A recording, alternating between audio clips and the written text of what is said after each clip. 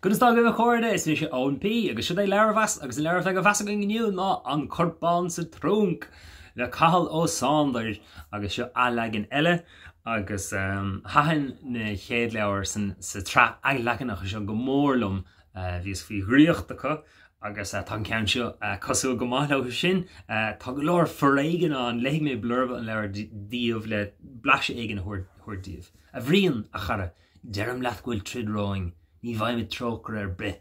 Ní dhéanam trócar a cho beag tá náid sa daingin hena féin. An bha meltach. Níor thuirling íon Trunc mistéireach ag doras chatlín de Geralt.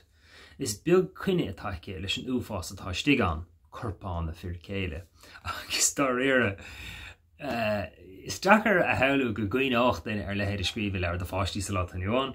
A chanan tá an scéal achtrúil tá sé go ach Viidir sása rudí brú dúile agus marathe agus dún mharafóirí a chu os cóirpáistí an uairúd ar bhealach nachhfuil inis.